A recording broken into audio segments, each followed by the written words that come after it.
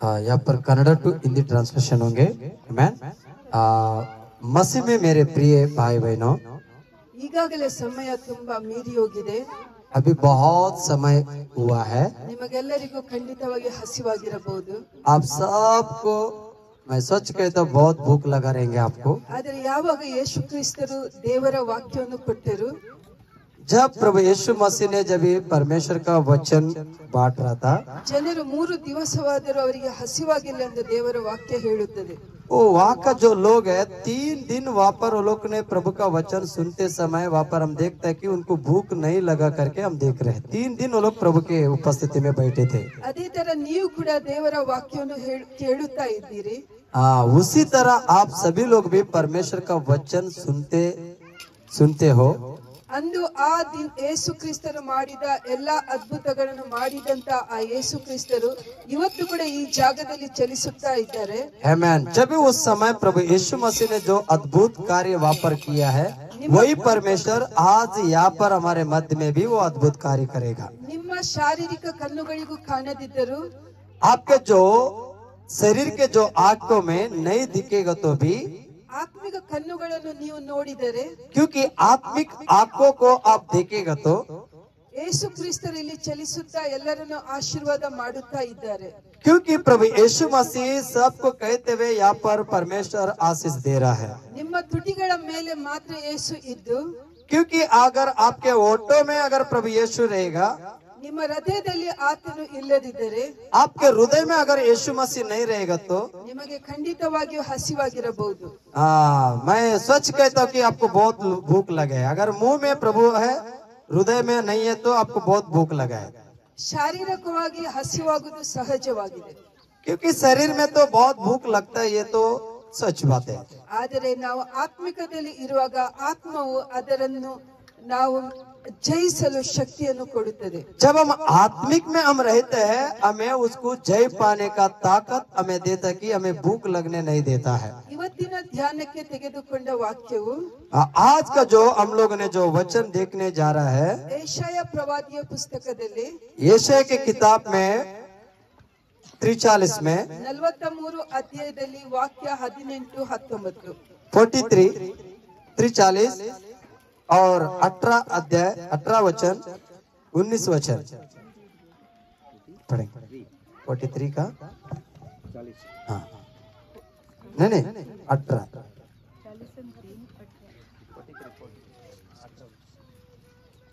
अब बीती हुई घटनाओं का स्मरण मत करो, ना प्राचीन काल की बातों पर मन लगाओ।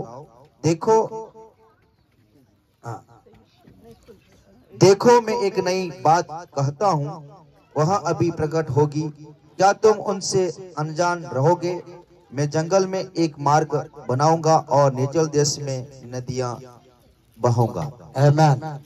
ಇಲ್ಲಿ ದೇವರ ವಾಕ್ಯವು ಹೇಳುತ್ತದೆ, यहाँ पर परमेश्वर का वचन कहता है, ನಿಮ್ಮ ಹಳೆಯ ಸಂಗತಿಗಳನ್ನು ಮರೆತು ಬಿಡಿ. आप लोग जो पुराने बातों को भूल जाना, ನಿಮ್ಮ ಜೀವನದಲ್ಲಿ ನಾನು ಎಲ್ಲಾ ಹೊಸ ಸಂಗತಿಗಳನ್ನು ಮಾಡುತ್ತೇನೆ. क्योंकि मैं आपके जीवन में सब कुछ नया बनाना चाहता हूँ। ನಿಮ್ಮ ಜೀವನದಲ್ಲಿದ್ದ ಎಲ್ಲಾ ಮರುಭೂಮಿ ಸ್ಥಿತಿಗಳನ್ನು क्योंकि आपके जीवन में जो सूखा भूमि जो है, ಆಶೀರ್ವಾದದಲ್ಲಿ ತುಂಬಿಸುತ್ತೇನೆ ಎಂದು ಹೇಳುತ್ತದೆ. क्योंकि मैं उसमें पूरा मैं आशीष से मैं भरूंगा करके बाइबल कहता है। ನಮ್ಮ ದೇವರು ಜೀವವುಳ್ಳ ದೇವರು. क्योंकि हमारा परमेश्वर जिंदा परमेश्वर है।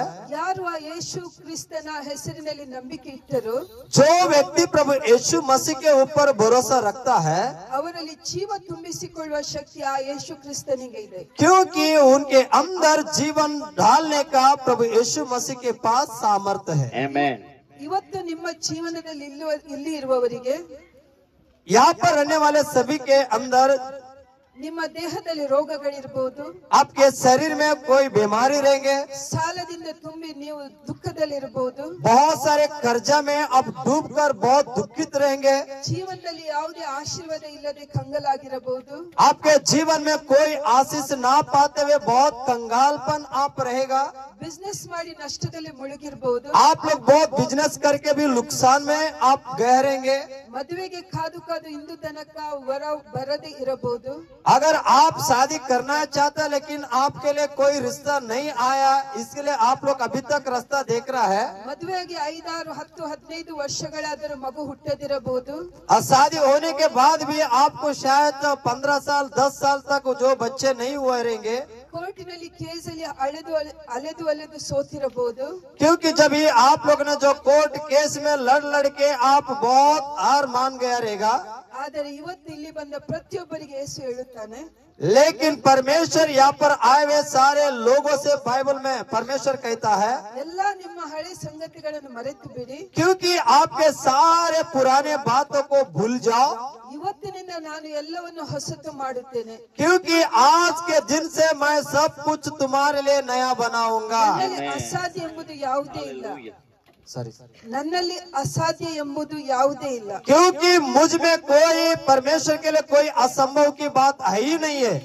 ಯಾವಾಗ ಇಸ್ರಾಯೇಲ್ ಜನರು जब इजराइल के लोग ಈಜಿಪ್ಟ್ ದೇಶದಲ್ಲಿ इजिप्ट के देश में 400 ವರ್ಷ ಕಷ್ಟಪಟ್ಟು ಅಲೆದು ಇರುವಾಗ, क्योंकि 400 साल वहाँ पर वो लोगों ने बहुत कष्ट के साथ गुलामीगिरी वहाँ पर थे।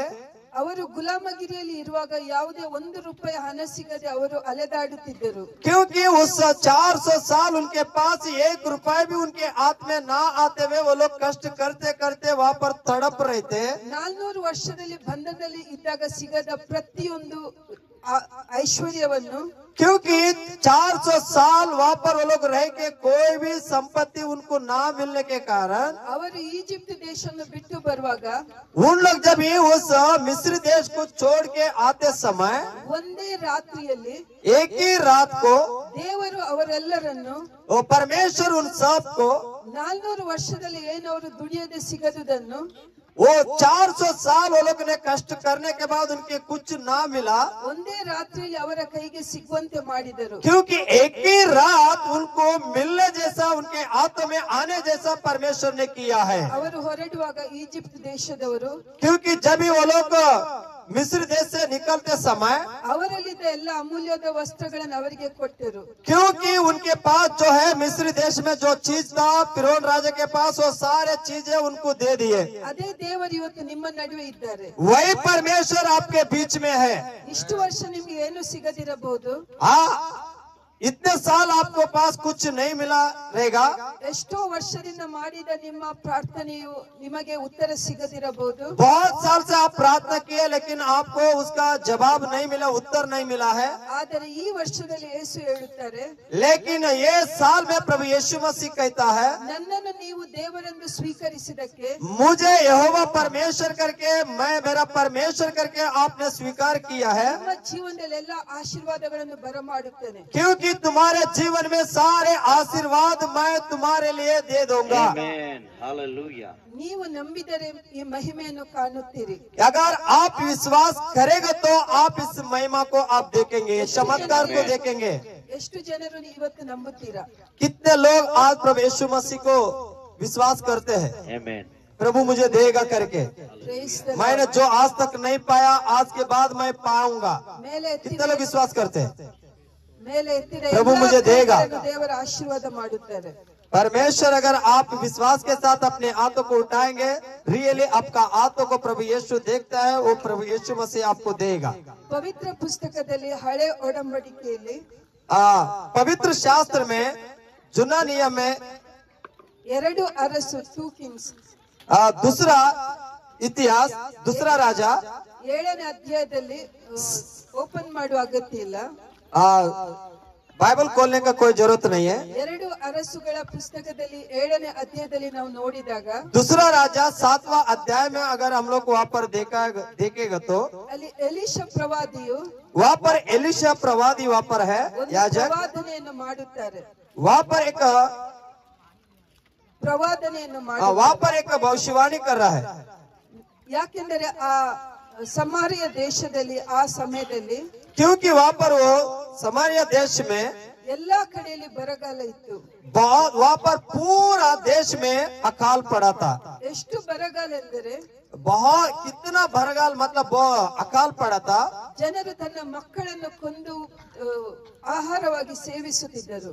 क्योंकि वो वहाँ के जब लोग अपने खुद के बच्चे को काट के खाने जैसा वो लोग खाते थे एक दूसरे, आज ये इस घर के बच्चों को खाएंगे, कल दूसरे बच्चों को खाएंगे, इस तरह वो लोग अकाल में भूख के मारे वो लोग एक दूसरे के बच्चों को खाते थे।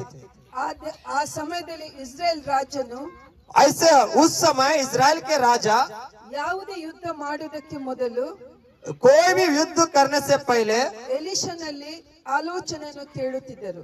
क्योंकि एलिया के पास जाकर उन्हें पूरा बातें पूछते थे। ಆ ಸಮಯದಲ್ಲಿ ಅರಾಮ್ ದೇಶದವರು ಸಮಾರಿಯಾ ಪಟ್ಟಣಕ್ಕೆ ಬಂದು ಅಟ್ಯಾಕ್ ಮಾಡಿದ ಕಾರಣ उस समय समारिया देश के लोग वहाँ पर आकर युद्ध है ना लड़ने के समय ಆ ಸಮಾರಿಯಾ ದೇಶದಲ್ಲಿ ಬರಗಾಲ ಬಂತು. क्योंकि उस समारिया देश में वहाँ पर बहुत अकालपन आ गए। ಆಗ ರಾಜನಿಗೆ ಇಸ್ರಾಯೇಲ್ನ ರಾಜನಿಗೆ ಎಲಿಷನ ಮೇಲೆ ಕೋಪ ಬಂತು.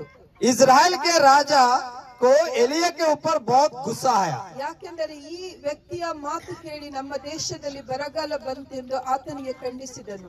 क्योंकि इनके बात सुनने के बाद हमारे देश में बहुत अकालपन है करके वो बहुत देखने लगा। ಆಗ ಎಲಿಷನು ಹೇಳುತ್ತಾನೆ, लेकिन एलिया कहता है ನಾಳೆ ಬೆಳಿಗ್ಗೆ ಸಮಾರಿಯ ಬಾಗಿಲಲ್ಲಿ कल सुबह समारे का दरवाजे में 1 ಕಿಲೋ ಗೋಧಿ 1 ಶೆಕೆಲಿಗೆ ಮಾರುತ್ತಾರೆ. क्योंकि 1 किलो गेहूं 1 ಶೆಕೆಲಿಗೆ ಮಾರುತ್ತಾರೆ.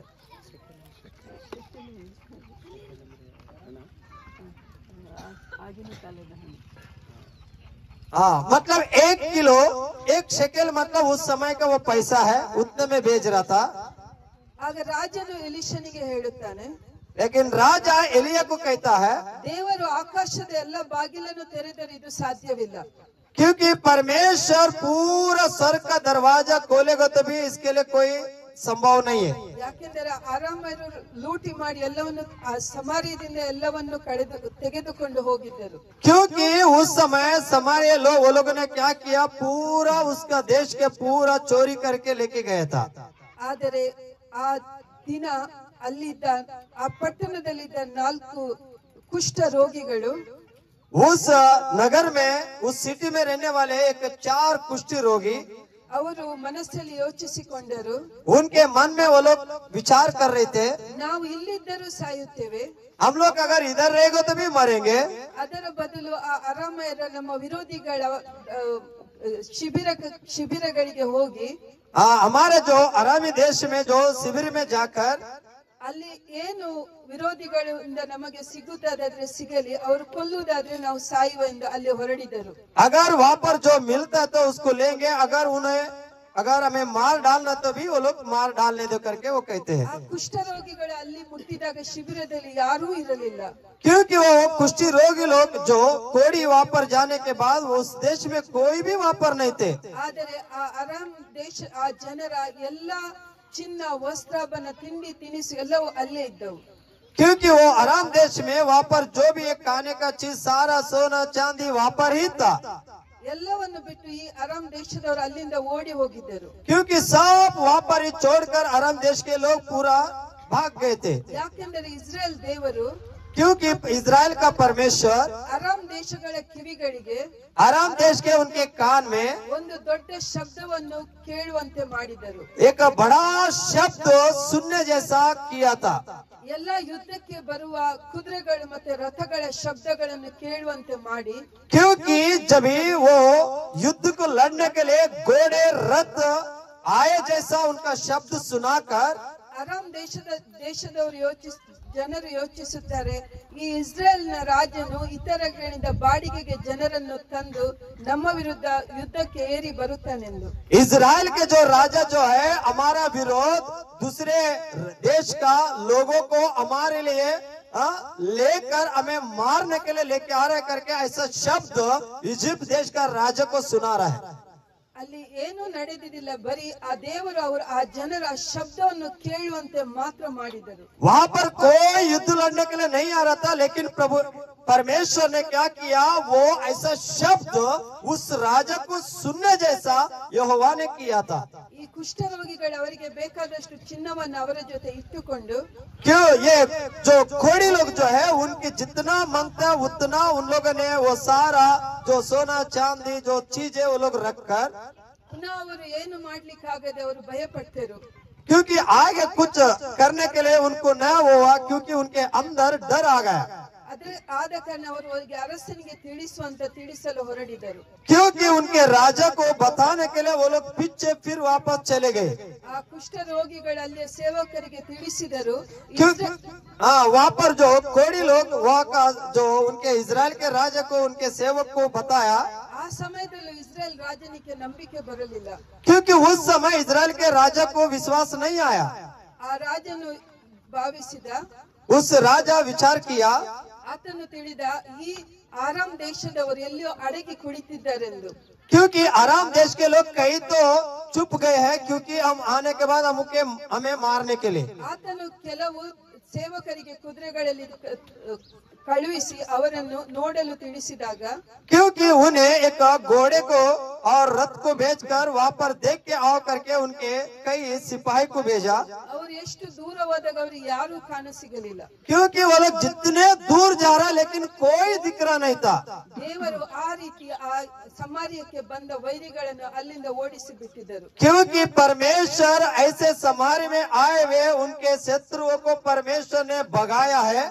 ಈ ರೀತಿ ಆ ದಿನ ಸಮರ್ಯದಲ್ಲಿ ಎಲ್ಲಾ ಜನರಿಗೆ ಬೇಕಾದಷ್ಟು ಜವೆ ಗೋಧಿ ಮತ್ತೆ ಗೋಧಿಯು ಸಿಕ್ಕಲ್ಪಟ್ಟಿತ್ತು। क्योंकि वो समार्य में परमेश्वर के लोगों को उनके जितने मांगता है गेहूं आटा सारे चीज है, उनको जितना चाहिए उतना उनको मिल गया। ಎಲೀಷ ಪ್ರವಾದಿಯು ಹೇಳಿದ ಮಾತು ಆ ದಿವಸ ಸತ್ಯವಾಯಿತು। क्योंकि एलिया के मुंह से निकले हुए सारे बातें वहाँ पर सच हो गए। ನನ್ನ ಪ್ರೀತಿಯ ಸಹೋದರ ಸಹೋದರಿಯರೇ, मेरे प्रिय भाई बहनों, ನೀವು ಬೆಳಗಿನಿಂದ ದೇವರ ಎಷ್ಟೋ ವಾಕ್ಯಗಳನ್ನು ಕೇಳಿದ್ದೀರಿ। आप सुबह से जितने परमेश्वर के वचन को आप लोगों ने सुना है, ನಮ್ಮ ದೇವರು ಎಷ್ಟು ಶಕ್ತಿಶಾಲಿ ಎಂದು ನೀವು ತಿಳಿದುಕೊಂಡಿರಿ। क्योंकि हमारा परमेश्वर कितना ताकतमान है, कितना शक्तिशाली है करके आपने सुना है। ಎಷ್ಟೋ ಸಾರಿ ಸೇವಕರು ನಿಮ್ಮ ಜೀವನದಲ್ಲಿ ಪ್ರವಾದನೆ ಮಾಡಿರಬಹುದು, बहुत बार आपके दास परमेश्वर के वचन को आपको सिखाया रहेगा, ಆದರೆ ನಿಮ್ಮ ಅಪನಂಬಿಕೆಯಿಂದ आपका जो अविश्वास के होने से, ನಿಮ್ಮ ಜೀವನದಲ್ಲಿ ಏನು ನೋಡಲಿಲ್ಲ ಇರಬಹುದು। क्योंकि आपका अंदर अविश्वास होने के कारण आपके जीवन में कोई प्रतिफल आपने नहीं पाया रहेगा। ಆದರೆ ಇವತ್ತು ದೇವರು ನಿಮ್ಮಲ್ಲಿ ಹೇಳುತ್ತಾರೆ, लेकिन आज प्रभु यीशु मसीह आपसे कह रहा है, ಇವತ್ತು ನೀವು ಈ ದೇವರ ವಾಕ್ಯ ಕೇಳಿದ್ದೀರಾದರೆ, आज अगर आप परमेश्वर के वचन को आप लोगों ने सही रीति से सुना रहेगा तो ಇಷ್ಟರ ತನಕ ನೀವು ಮಾಡಿದ ಎಲ್ಲಾ ಪ್ರಾರ್ಥನೆಗಳಿಗೆ अभी तक जो आपने प्रार्थना की है वो सारी प्रार्थना का ದೇವರು ಉತ್ತರ ನೀಡಲು ಸಿದ್ಧರಾಗಿದ್ದಾರೆ। आमेन, परमेश्वर आपको जवाब देने के लिए वो तैयार है। ಅದಕ್ಕಾಗಿ इसलिए ಜೀವನದಲ್ಲಿ ಇದ್ದ ಎಲ್ಲಾ ಹಳೆ ಸಂಗತಿಗಳನ್ನು ಮರೆತು ಬಿಡಿ। क्योंकि हमारे जीवन में जो पुरानी बातें सब भूल जाओ, ಎಲ್ಲಾ ಪಾಪದ ಕೃತ್ಯಗಳನ್ನು ತೊರೆದು ಬಿಡಿ। क्योंकि हमारे शरीर में रहने वाले सारे पाप का दृष्टि को धोकर शुद्ध कीजिए। ಇಂದು ದೇವರಿಗೋಸ್ಕರ ನಿಮ್ಮ ಜೀವನವನ್ನು ಸಮರ್ಪಿಸಿ, अभी आप अपने जीवन को परमेश्वर के लिए समर्पण कर कर ನಿಮ್ಮ ಜೀವನ ದೇವರಿಗೋಸ್ಕರ ಮಾತ್ರ ಬದುಕುವುದೇನೆಂದು ಯಾವಾಗ ನೀವು ನಿರ್ಧಾರ ತಗೊಳ್ಳುತ್ತೀರಾ, अगर आप मैं प्रभु के लिए जीऊंगा करके आप अपने खुद निर्णय लेगा तो, ಜೀವನದ ಎಲ್ಲಾ ಆಶೀರ್ವಾದಗಳು ನಿಮ್ಮದಾಗುತ್ತವೆ। क्योंकि हमारे जीवन में सब आशीर्वाद आपका हो जाएंगे, आशीष आपकी होंगे। ನಮ್ಮ ದೇವರಿಗೆ ಅಸಾಧ್ಯವಾಗುವುದು ಯಾವುದೇ ಇಲ್ಲ। हमारा परमेश्वर के लिए कोई असंभव नहीं है। ಯಾವಾಗ ಅಬ್ರಹಾಮನು जब अब्राहम ಮುದುಕನಾಗಿದ್ದಾಗ वो बुढ़ा हुआ था, 25 ವರ್ಷದ ಮೊದಲವರಿಗೆ ದೇವರು ಪ್ರವಾದನೆ ಮಾಡಿದರು। 25 साल पहले परमेश्वर ने उन्हें भविष्यवाणी किया था। ಅವರು 25 ವರ್ಷದ ನಂತರ ಮಗುವನ್ನು ತನ್ನ ಕೈಯಲ್ಲಿ ಪಡೆದುಕೊಳ್ಳುತ್ತಾರೆ। क्योंकि जो 25 साल के बाद अपने बेटे को अपने आत्मा में वो देख रहा है। 13 ವರ್ಷಗಳ ನಂತರ जो 13 साल के बाद ಅದೇ ಮಗು ಇಸಾಕನನ್ನು उसी बेटे को इसहाक को ಬಲಿದಾನ ಮಾಡಲು ಹೇಳಿದಾಗ क्योंकि बलि देने के लिए जब परमेश्वर ने बोला, ಆಗ ಅವರು ಆ ಮಗುವನ್ನು ಕರೆದುಕೊಂಡು ಆ ಬೆಟ್ಟವನ್ನು ಹತ್ತಿ ಹೋಗುವಾಗ क्योंकि अपने बेटे को लेकर उस पहाड़ में चढ़ते समय ಅಬ್ರಹಾಮನಲ್ಲಿ ಆತನ ಮಗನು ಕೇಳುತ್ತಾನೆ, अब्राहम से उनका बेटा इसाक पूछ रहा है, ಅಪ್ಪ पप्पा ಇಲ್ಲಿ ಬೆಂಕಿ ಇದೆ, यहाँ पर आग है, ಕಟ್ಟಿಗೆ ಇದೆ, लकड़ी है, ಆದರೆ ಬಲಿ ಕೊಡಲು ಬಲಿ ಎಲ್ಲಿದೆ? अगर बलि देने के लिए बकरा किधर है? ಆಗ ಅಬ್ರಹಾಮನ ಬಾಯಿಂದ ಬಂದ ಮಾತು, अब्राहम के मुंह से निकलने वाला वचन, ಆ ಬಲಿಯನ್ನು ದೇವರೇ ನಮಗೆ ಒದಗಿಸುತ್ತಾರೆ. क्योंकि वो बलि परमेश्वर ही वो तैयार करेगा। ನನ್ನ ಪ್ರಿಯ ಜನರೇ, मेरे प्रिय लोगों, ನಾವು ಒಂದು ನಿಮಿಷ ಅಬ್ರಹಾಮನ ಆ ಸ್ಥಿತಿಯನ್ನು ನಂಬಿ ಯೋಚಿಸಿದರೆ, अगर हम लोग एक मिनट अगर अब्राहम की स्थिति को अगर हम लोग बराबर विचार कर अगर हम लोग उसके बारे में सोचेगा तो 75 ವರ್ಷಗಳ ಕಾಲ ಮಗು ಇಲ್ಲ, 75 साल तक उनको बच्चे नहीं था। 25 ವರ್ಷ ಕಾಲ ಮಗುವಿಗಾಗಿ ಕಾದು ನಿಲ್ಲುತ್ತಾರೆ. 25 साल परमेश्वर उनके बच्चे के लिए वो रास्ता देख रहा है। ಅಷ್ಟು ಕಾದು ಕೈಯಲ್ಲಿ ಮಗು ಬಂದು ಸಂತೋಷ ಪಟ್ಟು, मतलब उसके बाद जब बेटा आने के बाद बहुत आनंदित हुआ। ಆ ಮಗು ಈಗ ಆಡುವ ಸಮಯದಲ್ಲಿ वो बेटा जब खेलते समय ದೇವರು ಪುನಃ ಮಗುವನ್ನು ಬಲಿಯಾಗಿ ಕೊಡಲು ಹೇಳಿದಾಗ जब परमेश्वर ने उस बेटे को मुझे बलि दो जब कहने के बाद ಅವರ ಹೃದಯ ಹೇಗಿರ್ಬೋದು? उनका हृदय कैसा रहेगा अब्राहम का? ಈಗ ಆ ಮಗುನೇ ತನ್ನ ತಂದೆಯಲ್ಲಿ ಕೇಳುವಾಗ, वो उस समय जब वो उनका बेटा उनके पापा से पूछते समय ನಾನು ಮತ್ತೆ ನೀನು ಯಾವ ಉತ್ತರವನ್ನು ಕೊಡಬಹುದು? अगर मैं और आप लोग क्या उत्तर देंगे? ಪ್ರಿಯರೇ, मेरे प्रिय लोगों, ಆ ಅಬ್ರಹಾಮನು ಇಟ್ಟ ವಿಶ್ವಾಸ, जो अब्राहम ने जो विश्वास किया था, ನಾನು ಮುದುಕನಾಗಿದ್ದಾಗ ನನ್ನ ದೇಹದಲ್ಲಿ ಶಕ್ತಿ ಇಲ್ಲದಾಗ मैं बुढ़ा होने के बाद मेरे शरीर में जो ताकत नहीं होने के कारण ಆ ದೇವರ ಮಗುವನ್ನು ನನ್ನ ದೇಹದಲ್ಲಿ ಹುಟ್ಟಿಸಿದರೆ, वो परमेश्वर मुझे मेरे शरीर के द्वारा उस बेटे को जन्म दिया तो ನಾನು ಆ ಮಗುವನ್ನು ಬಲಿದಾನವಾಗಿ ಬೆಂಕಿ ಕೊಟ್ಟರು, मैं उस बेटे को अगर बलि देकर उसे आग में डालेगा तो भी ಆ ಗೊಬ್ಬರದಿಂದ ನನ್ನ ಮಗುವನ್ನು उस आग से भी परमेश्वर मेरे बेटे को, ಪುನಃ ಬದುಕಿಸುವಂತ ದೇವರು ನನ್ನವರಾಗಿದ್ದಾರೆ. क्योंकि उसमें से भी मेरा परमेश्वर फिर से जिंदा करने का वो ताकत मेरे परमेश्वर के पास आए करके वो विश्वास करता है। ಇಂಥ ವಿಶ್ವಾಸ ಇವತ್ತು ನಿಮ್ಮ ಬಳಿ ಇದ್ದರೆ अगर ऐसा विश्वास अगर आपके पास रहेगा तो ಖಂಡಿತವಾಗಿಯೂ ದೇವರು ನಿಮ್ಮನ್ನು ಆಶೀರ್ವದಿಸುತ್ತಾರೆ. सचमुच परमेश्वर आपके जीवन में वो आशीष करेगा। ದೇವರು- हालेलुया। ಹಾಲೆಲೂಯಾ. ದೇವರು ಅವರ ಮಗುವನ್ನೇ ಆತನ ಮಗನನ್ನೇ ನಮಗೆ ಬಲಿದಾನವಾಗಿ ಕೊಟ್ಟ ನಂತರ उनके बेटे को परमेश्वर ने अपना बलिदान के लिए देने के बाद ಇನ್ನು ನನ್ನಿಂದ ಮತ್ತೆ ನಿಮ್ಮಿಂದ और मुझसे और आपसे, ಅಂತ ಬಲಿದಾನವನ್ನು ಕೇಳುವುದಿಲ್ಲ. क्योंकि ऐसा बलिदान कभी नहीं पूछेगा परमेश्वर, ಅವರಿಗೆ ಬೇಕು ನಮ್ಮ ಹೃದಯ ಮಾತ್ರ. क्योंकि परमेश्वर को चाहिए हमारा हृदय। ಅದಕ್ಕಾಗಿ ಇಂದು ನೀವು इसीलिए अभी आप, ನಿಮ್ಮ ಹೃದಯದಲ್ಲಿ ಅವರಿಗೆ ಸರಿಯಾದ ಜಾಗವನ್ನು ಕೊಟ್ಟರೆ, क्योंकि आपके हृदय में प्रभु यीशु के लिए सही रीति से जगह देगा तो ಇವತ್ತಿನಿಂದ ಬೆಳಿಗ್ಗಿನಿಂದ ಈ ಕ್ಷಣ ತನಕ सॉरी आज के दिन और शाम तक, जो सुबह से लेकर शाम तक आपने जो समय दिया है, ಆ ಸಮಯವು ಸಾರ್ಥಕವಾಗಿ क्योंकि उस समय पूरा होकर, ಆ ಆಶೀರ್ವಾದಗಳು ನಿಮ್ಮ ಜೀವನದಲ್ಲಿ ಬಂದು ಬಿಡುತ್ತವೆ. क्योंकि आशीष वो तुम्हारा जीवन में वो आएगा। ಖಂಡಿತವಾಗಿಯೂ ದೇವರು ನಮ್ಮನ್ನು ಈ ರಾಜಸ್ಥಾನಕ್ಕೆ ತಂದು क्योंकि सचमुच परमेश्वर ने हमें इस राजस्थान में लेके आकर, ನಿಮ್ಮೆಲ್ಲರನ್ನು ಆಶೀರ್ವಾದಕ್ಕಾಗಿ ಕೊಟ್ಟ ಅವಕಾಶಕ್ಕಾಗಿ क्योंकि अब सबको आशीष देने का समय दिया, ನಾನು ದೇವರಿಗೆ ಧನ್ಯವಾದ ಹೇಳುವ ಜೊತೆ क्योंकि मैं परमेश्वर को मैं धन्यवाद देता हूँ। ನಮ್ಮನ್ನು ಸಂತೋಷದಿಂದ ಸ್ವಾಗತಿಸಿದ ನಿಮ್ಮನ್ನು हमें बहुत आनंद के साथ आप लोग ने जो स्वागत किया है, ಧನ್ಯವಾದ ಹೇಳುತ್ತಾ मैं धन्यवाद देता हूँ। ನನ್ನ ಈ ಸಮಾಚಾರವನ್ನು ಕೊನೆಗೊಳಿಸುತ್ತೇನೆ. मैं ये संदेश को मैं समाप्त करता हूँ, ದೇವರು ನಿಮ್ಮೆಲ್ಲರನ್ನು ಆಶೀರ್ವದಿಸಲಿ. क्योंकि परमेश्वर आप सबको आशीष देवे। आमेन। Praise God. हालेलुया।